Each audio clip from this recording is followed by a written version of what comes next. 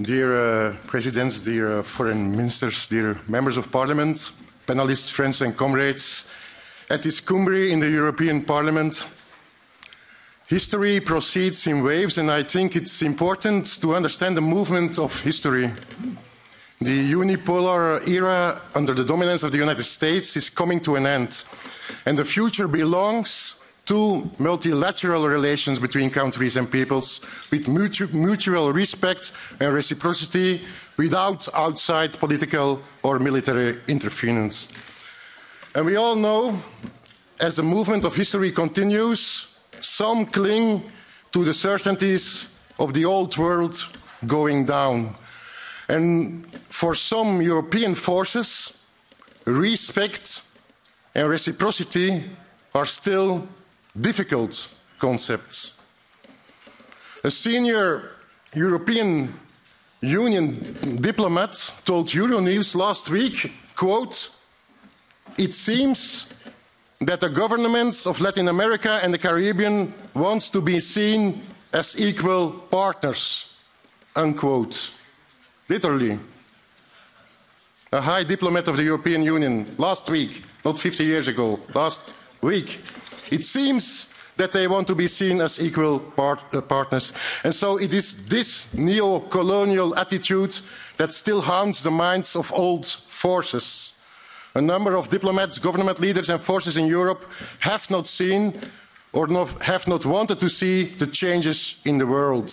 They failed to see how the illegal war against Iraq in 2003 definitely undermined the credibility of the United States as a so-called leader of the world. They failed to see how in 2008 the financial crisis undermined the credibility of the Western financial institutions, and rightly so. They failed to see how the rest of the world reacts differently to the war in Ukraine than the West. And I do not mean the issue of condemning Russian invasion, which is a violation of international law. I'm talking about the sanctions, economic sanctions, embargo, shutting down the SWIFT interbank system and freezing the central bank reserves. And everyone knows that all those sanctions can be used against other countries tomorrow and are in fact already used today against countries we're thinking about, among others, the criminal embargo and a blockade against Cuba. And recently, I will close with that, Fiona Hill, who is a former staff member of the Security Council in the United States, she said about the vote of the countries in the United Nations against the sanctions, that is nothing else as mutiny, she said. It is mutiny. So they call it mutiny that countries and peoples want to make their own decisions about their own resources. They called it mutiny that countries and peoples refuse to take sides in a new Cold War or a trade war that's forced upon them from Washington. They call it mutiny that the unipolar era of the United States is quietly coming to an end.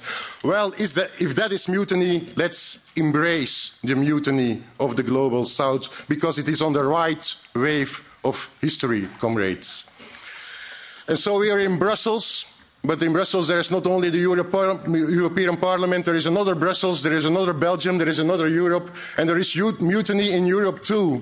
There are people suffering in Europe from inflation and poverty, and there is a class struggle in Europe going up and down like waves of the sea.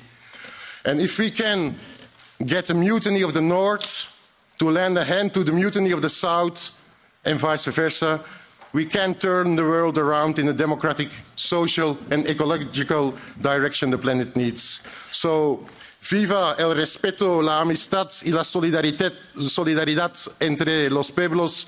Viva el motín. Long live mutiny. I thank you.